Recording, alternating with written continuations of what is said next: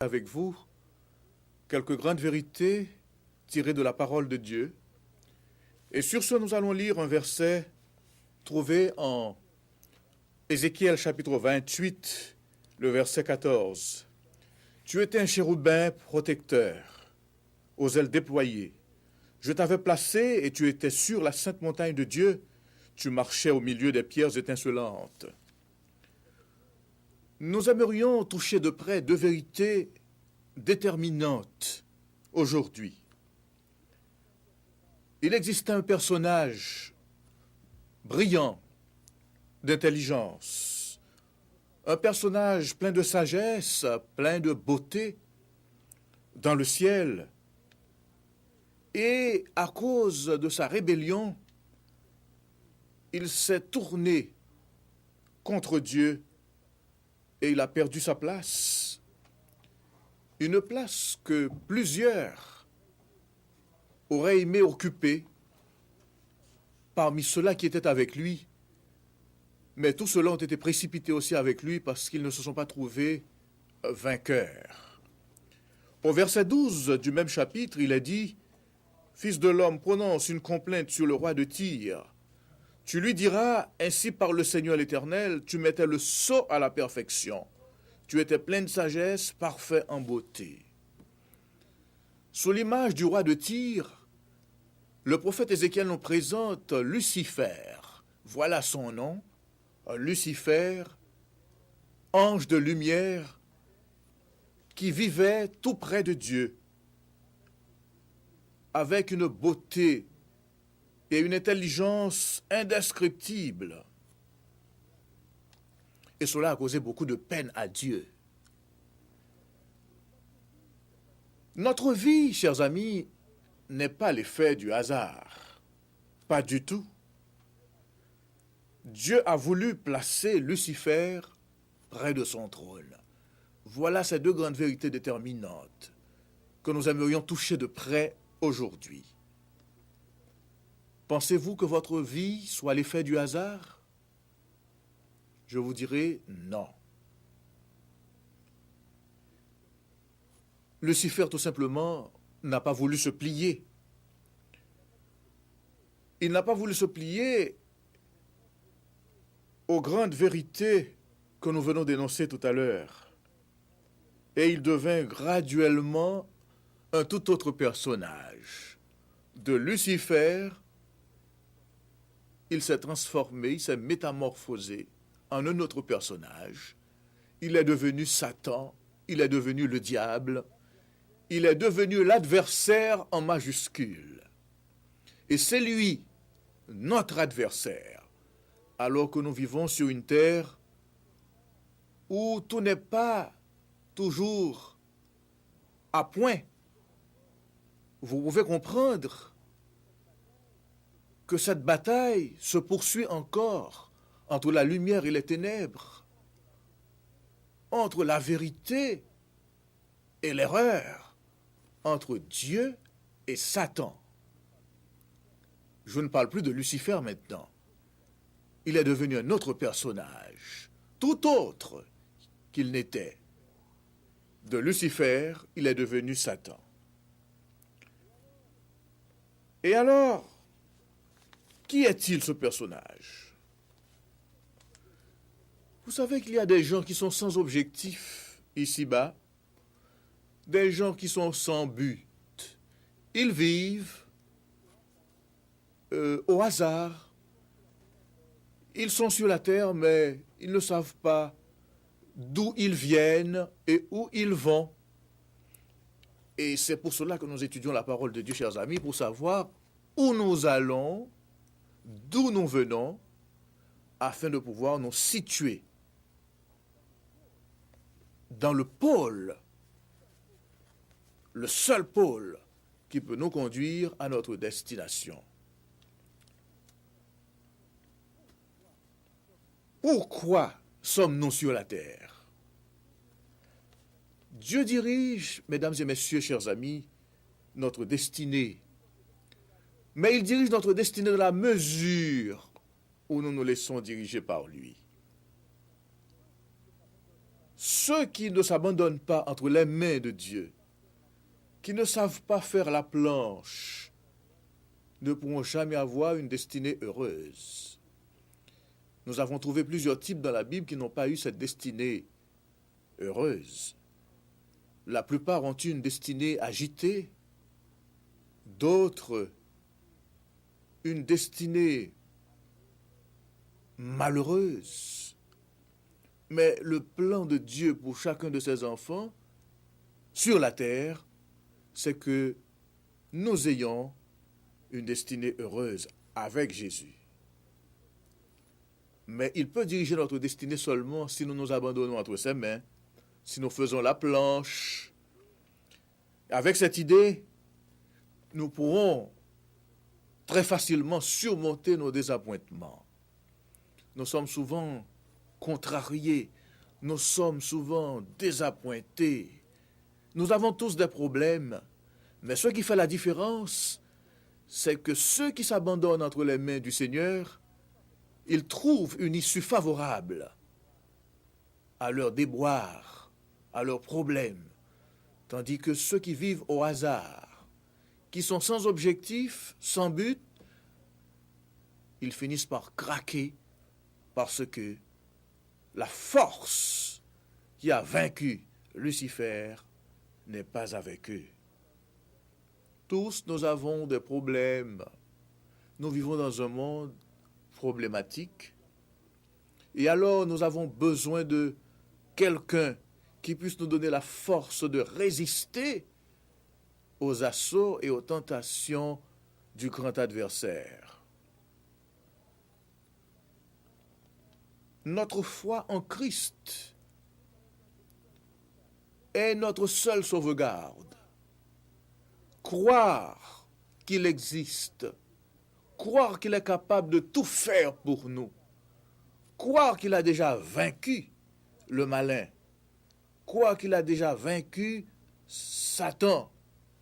Il n'est plus Lucifer, parce qu'il s'est tourné contre Dieu, il a perdu sa place, cette place royale qu'il occupait auprès du Père.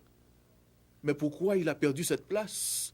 C'est à cause de son orgueil, parce que sa beauté a été pour lui la seule norme. Il avait fini par oublier qu'il y a un Dieu qui l'a créé. Ce malheur ne risque-t-il pas de vous arriver des fois? Christ est là pour nous orienter, pour nous conduire vers le chemin de la victoire, vers le chemin de la gloire. Christ est là pour nous soulager. Nous ne pourrions pas supporter tout seuls nos problèmes, nos perplexités, nos angoisses. Ah, la terre n'est pas un lieu désirable. Chaque jour, nous faisons face à des problèmes extraordinaires. Chaque jour, nous faisons face à des situations qui nous dépassent. Et puisque ce monde est dominé par la force, puisque Lucifer, transformé en Satan, constitue un ennemi pour nous, nous barre le chemin, il finit par dominer.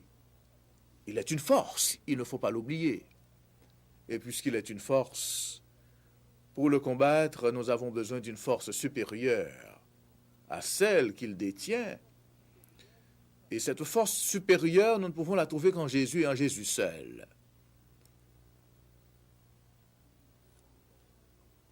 Devons-nous donc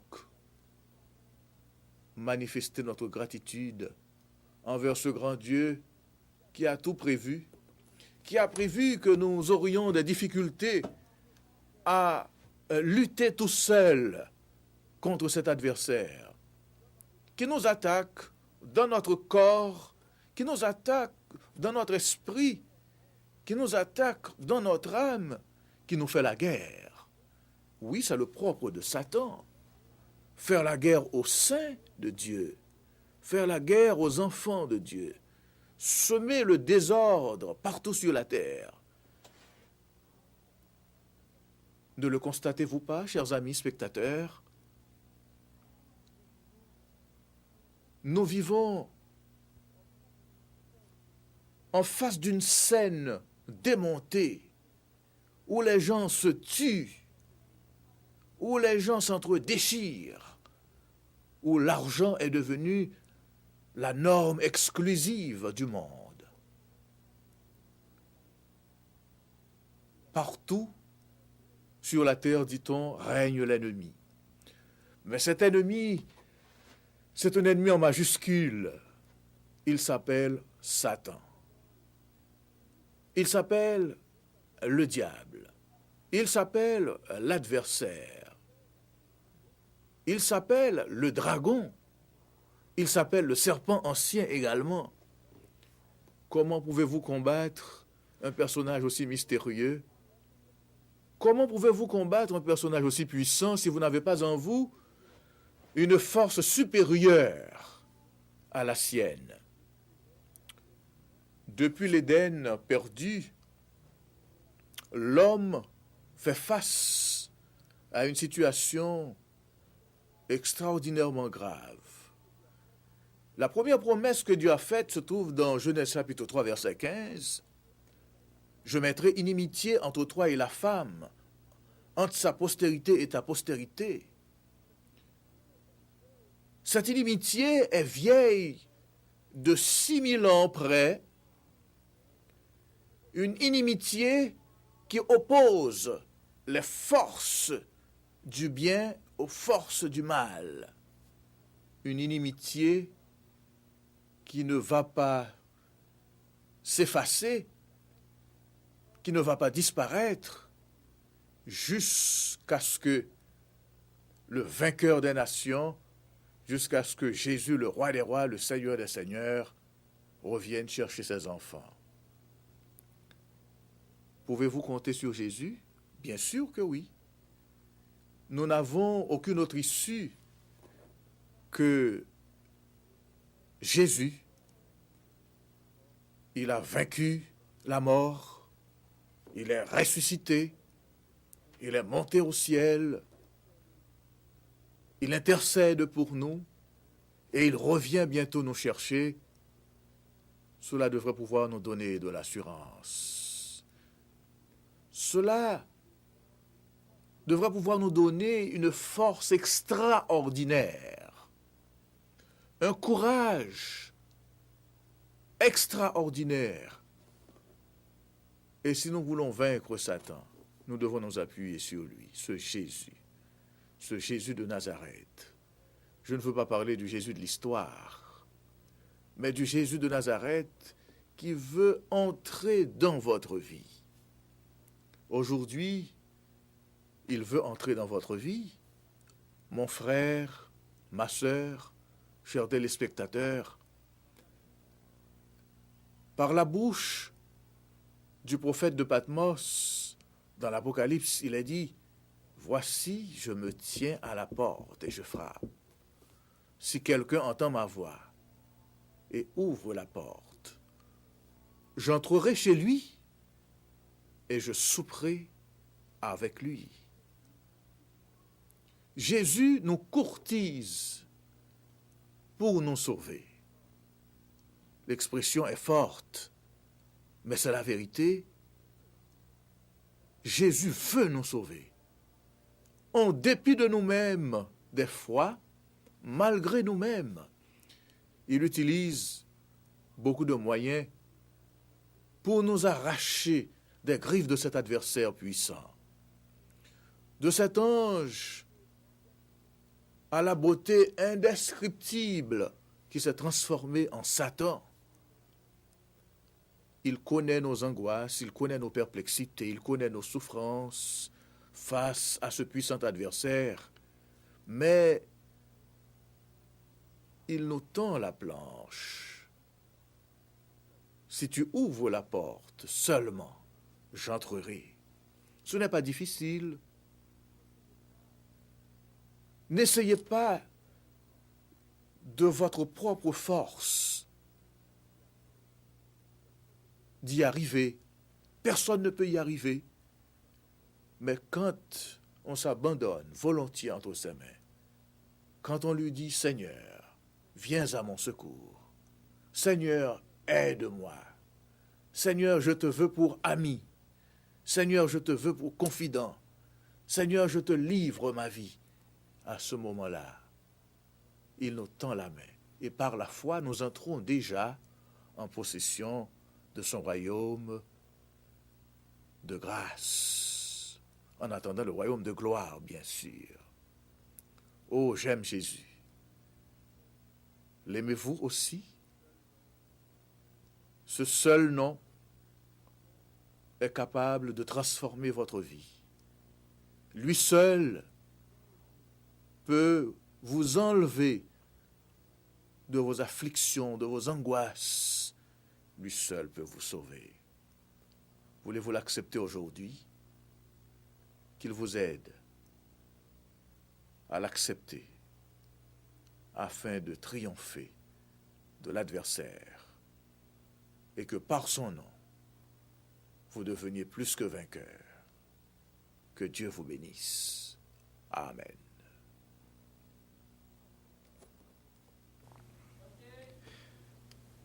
Mes chers fidèles téléspectateurs, bonjour. La semaine dernière, je vous ai parlé de l'indépendance d'Haïti et ensuite cette question a été posée. L'indépendance proclamée le 1er janvier 1804 est-elle assise sur des bases solides? D'après l'historien Rémy Zamor, en analysant les conditions externes et internes qui prévalent à l'époque de l'indépendance, on aboutit à la conclusion qu'elle est précaire.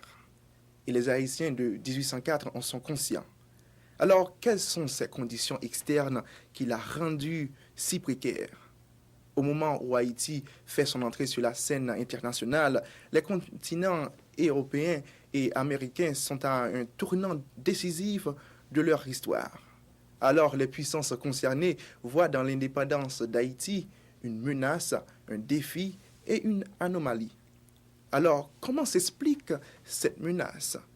D'après l'historien, reconnaître l'indépendance, c'est accepter le principe pour les colonies de se débarrasser de leur métropole et de mettre fin à l'esclavage. D'autant plus, c'est toute la Caraïbe et l'Amérique latine qui vont suivre cette direction. De ce fait, la France, l'Angleterre, l'Espagne et les États-Unis n'ont pas intérêt à reconnaître l'indépendance du nouvel État, dirigé par Dessalines. Donc, menaçante, Haïti se trouve dans la possibilité d'un retour offensif immédiat de l'ancienne métropole. Haïti est simultanément condamné à l'isolement des pays internationaux parce que les puissances coloniales esclavagistes, victimes de l'impérialisme militaire français de l'époque, ne peuvent pas réagir autrement. Cela s'explique par le déséquilibre démographique et militaire entre la France et son ancienne colonie, la non-intégration de l'Est dans l'accord d'évacuation de novembre 1803 et sa prise de possession, le général français Ferrand. En conséquence, les États-Unis du Nord, en raison de l'esclavage des Noirs sur son territoire, verront d'un mauvais œil l'avènement d'Haïti au rang de nation. D'autant plus la pression exercée sur Bolivar lors de la conférence de Panama en 1826 et l'attitude méprisante de Monroe 4 années auparavant constituent des preuves éloquentes à la précarité de cette indépendance. En conclusion, la menace de l'indépendance d'Haïti, vue par les puissances concernées, constitue l'une des conditions externes qui rend l'indépendance du 1er janvier 1804 plutôt précaire. Alors, quelles sont les autres conditions externes vues par ces puissances? Nous avons un défi, une anomalie, lesquelles j'aurai à vous élaborer mercredi prochain. Alors, ne ratez pas ce rendez-vous. C'est avec vous, Joseph Champagne Junior, pour l'histoire d'Haïti. Donc, n'oubliez pas notre point de rencontre. Je vous prie de passer une bonne journée dans la paix du Seigneur. Bonjour et au revoir.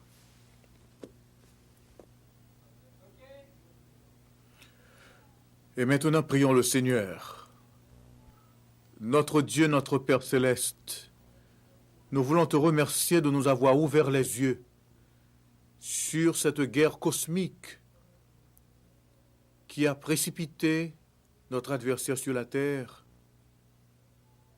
Mais nous voulons te remercier également pour toutes les provisions que tu as faites en notre faveur dans la personne de Jésus-Christ qui est venu mourir pour nous afin que par lui, nous ayons la victoire. Soutiens-nous par ta puissance.